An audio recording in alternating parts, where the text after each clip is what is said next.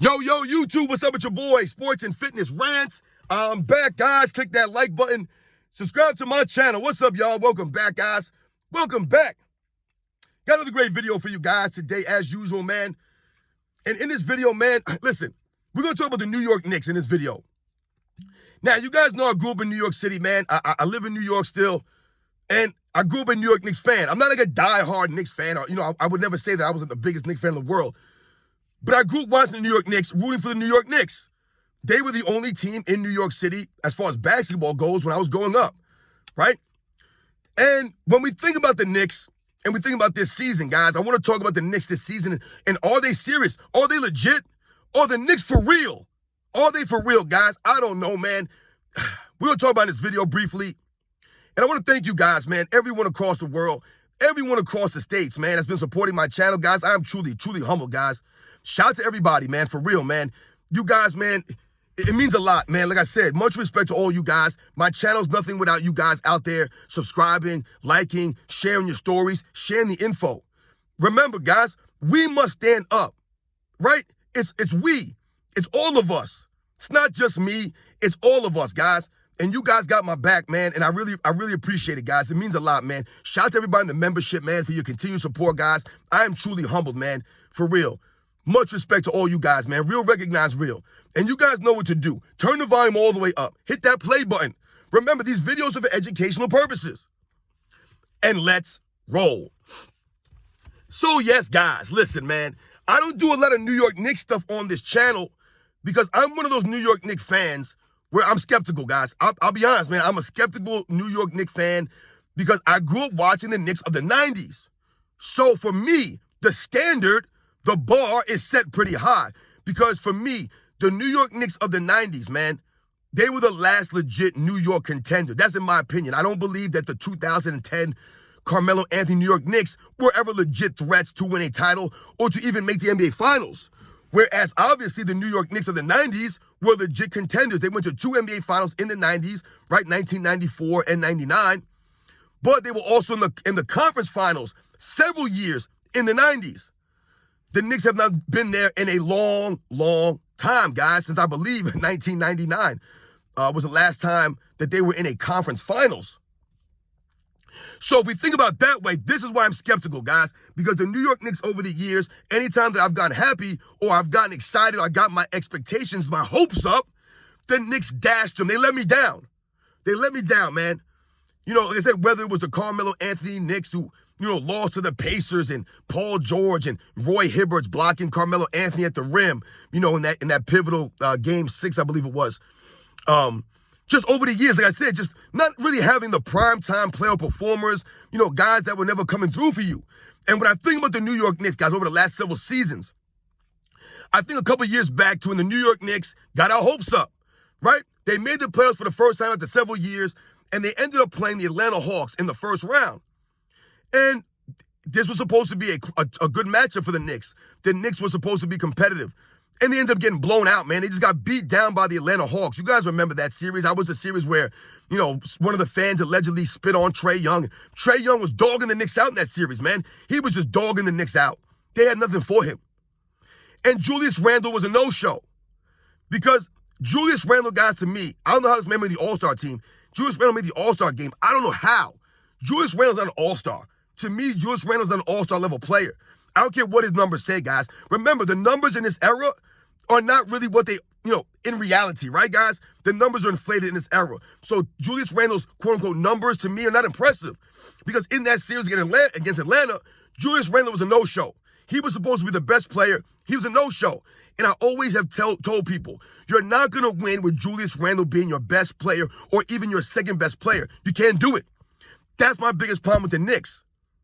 Right, so they got exposed. Then they didn't make the playoffs the year after that. And then last season, once again, the Knicks get my hopes up. Me and my brother watched every Knicks game, guys. Every game I watched. Because the Knicks, I thought were going to do something.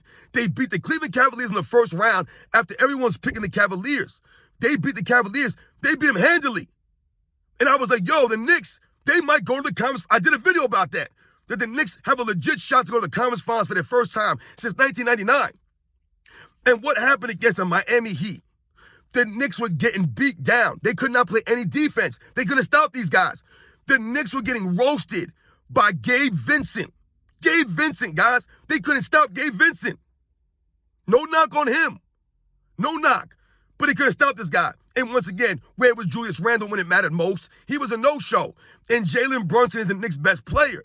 And I do not believe the Knicks could win a championship, guys, with Jalen Brunson as their best player and Julius Randle as their second best player. To me, it's never going to happen. It's not going to happen. Yeah, they might win a playoff series, but they're not going to be real, legit contenders. So when we think about this season for the New York Knicks, and the Knicks they're the third seed. I believe they've won 9 games in a row. 9 games in a row, guys. That's impressive. They've beaten the Denver Nuggets in that string. They've got some quality wins. And Jalen Brunson has played like a legit all-star. And see, guys, this is what I'm talking about. When I talk about the all-star appearances for LeBron James the other day, and I said how the all-star appearances of 20th wasn't impressive or important. And what did I say? All-star selections only matter to the lesser players, the guys who have only made it 3, 4, 5 times in their career. So for a Jalen Brunson, that's a huge accomplishment, a huge achievement. And shout out to him, man. Much respect to Jalen Brunson, man. He earned that selection, his first all-star selection. Much respect to him, the hard work that he put in, right? He's a diminutive guy, doesn't have the athleticism like a lot of these guys, but he's able to get it done, right? Because he has developed an overall offensive game. But I don't know if we could call the New York Knicks legit contenders, like I said, when Jalen Brunson and Julius Randle are your 2 best players. The trade for OG Anunoby, to me, I thought was a good, solid move because you needed a defensive player on the perimeter, a good 2-way player. RJ Barrett wasn't that guy. Emmanuel Quickley wasn't that guy. Even though I liked Quickley's offensive punch off the bench, to me, he shot Jack too much. That was my opinion. He would come in off the bench and just start chucking up shots. So, I didn't mind them getting rid of Barrett. To me, Barrett was very inconsistent. Like I said, he didn't bring on the defensive end. So the move for Anunoby was a good move to get some perimeter defense, some good, solid 2-way play. I just don't see the Knicks being a legit contender, guys. Beating a Milwaukee Bucks team or a Boston Celtics team, a Philadelphia Sixers team, in a 7-game series. Because the problem for the Knicks last season when they played against the Heat was that Jimmy Butler raised up to another level, and the Knicks didn't really have anybody to match him on both ends. They didn't have that. Brunson couldn't do it. Randle couldn't do it on both ends. So the Knicks struggled, and like I said, defensively, they couldn't even stop a Gabe Vincent. Some of his other guys, Caleb Martin, the other guys, they were really giving the Knicks a problem. They were hitting these jump shots on the Knicks, and the Knicks couldn't make a shot. So, for me, guys, I don't want to get my hopes up with the Knicks. I'm impressed with what they've done. The 9-game winning streak, the teams that they've beaten over this streak, the way that Brunson's been playing, the way the Knicks have been playing. They've been playing really good basketball, man. They've looked really good. I just don't see the Knicks beating any of the top teams in the East in a 7-game series with Brunson and Randle as your 2 best players. If Brunson was your second best player, I can see it. But they got to get rid of Randle, guys. To me, Randle does nothing on the defensive end.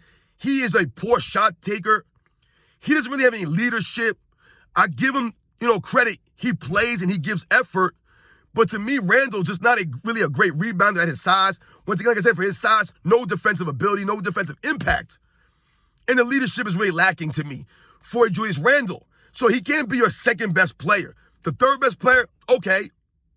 But to me, the Knicks are never going to win with Randle. They got to get rid of Randle, and who's going to want Randle? That's the problem. No one wants a Julius Randle. The Knicks are kind of stuck with him. The Knicks also need Mitchell Robinson back and really going and playing good for a postseason run. They're going to need a Mitchell Robinson, right? Shout to DiVincenzo. He's been the Knicks' most consistent player. Well, not their most consistent player, but he's played every single game this season. The only player, I believe, on the team that's played in every game for the Knicks. But Jalen Brunson's been their most consistent and their best player, absolutely. I just don't know if this is going to win with him. Like I said, if he was your number 2 guy, like when he was with Luka and he was the number 2 guy, I could see that being a thing that would work. The Knicks need a number 1 guy. They need a Patrick Ewing. That's what they need, man. They need a primetime superstar. I've told you, Patrick Ewing was the last great New York Knicks legend. Jalen Brunson is not going to be a legend. He's going to be a very good player. But at that size, he's not going to lead you to the promised land. Not with that, his minimum athleticism and things of that nature, right? He's not a high flyer. He don't have the size, really. And it hindered him in the postseason against the Miami Heat last year when they were doubling him and forcing the ball out of his hands and forcing other guys to hit shots. They weren't able to do that. I just don't know, guys, if the Knicks are going to be real legit contenders. To me, they got to move on from Julius Randle. They got to get rid of Randle. The Knicks go nowhere with Randle. Got to get rid of Randle and get somebody else. Shout out to everybody else, though, man. Like I said, shout out to DiVincenzo. Hartenstein, man, has been playing really good on the boards, man. I mean, my goodness, the Knicks are one of the best rebounding teams in the league. The Knicks, though, one of their biggest problems, guys, is still a lot of one-on-one basketball. The Knicks are, I believe, in the bottom of assists per game for the season, guys. In the bottom. That's not a recipe for success in the postseason, guys, which is why they struggled last season. Right? Too much one-on-one. Right? Too much isolation. It's not going to get it done in the postseason, guys. So the Knicks have to turn that around, start moving the ball a little bit better, acclimating, like I said, getting everybody in there. But I believe they're a top 10 defensive team, a top 10 offensive rated team. I believe the Knicks are number 2 in allowing opponents points per game. So that's actually pretty good. They're playing some deep. See, that was the thing about the Knicks. I know this new NBA is not really defensive oriented, man. I get that. But the Knicks were always known for being a blue-collar team, a blue-collar organization. That's what this city represents. Hard work and grit, toughness. New Yorkers are known for being tough. Right? New York, there's no sugarcoating things in New York. There's no excuse in New York. That's a cold, cold city, man. And the fans, they're the same way. They expect you to go out there and hustle and earn it. And the New York Knicks that I grew up watching in the 90s, they were all heart. They were all grit. They played defense at a high level. They show up to work, and they gave max effort. That's what the New York Knicks got to get back to. The effort, the intensity, the grit, showing up to work, giving the effort, playing that defense, making teams work against it and earn it. I just don't know if the Knicks have enough on the offensive end, enough star power to contend for a legit championship, guys, against some of these teams. I mean, just think about it, guys. The best player in the Knicks is Jalen Brunson, and there's no knock on him. But think about the other teams in the East and who their best players are. You have guys like Joel Embiid. Come on, man. I give Joel Embiid a lot of crap on this channel, and he is soft.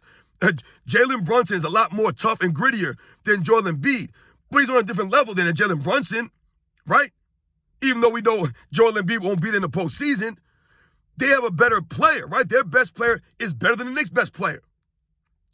We think about a Milwaukee Bucks team with a Giannis Antetokounmpo. Their best player is much superior to the Knicks' best player. We think about the Boston Celtics with Jason Tatum. Jason Tatum is better than Jalen Brunson, so their best player is better than the Knicks' best player. The Miami Heat even, if we think about Jimmy Butler, he proved it last year against the Knicks. Their best player is better than the Knicks' best player. So a lot of these teams, guys, have players that are just going to be better than the Knicks' best player. And like I said, I'm not a believer in Julius Randle. He's never done anything. He hasn't proven anything. He's a postseason choker. I don't want Julius Randle on the Knicks anymore. This is why I have a problem watching the Knicks, guys. I'll be honest, guys. I don't know how you guys feel about Julius Randle, man. And like I said, I give him credit for showing up and playing games and being out there most of the time, even though he's hurt right now. To me, Julius Randle will never be your first, second best player. He can't. He doesn't play any defense. No effort on the defensive end, man. He's a poor rebounder to me at his size. Like I say, he turns the ball over a lot. The man averages almost like 4 turnovers a game. It's ridiculous. He almost averages just as many turnovers as he does assists. That's crazy to me. He fouls a lot. I'm just not a believer in Julius Randle, guys. Just not, man. He's not that dude. In the postseason, like I say, he's never there in the postseason. He's not a primetime performer, guys. And once again, he's not a leader. So the Knicks are having a great season. I hope they continue this, man. I just don't know, man. I don't want to get my hopes up, man. You know what I'm saying, guys?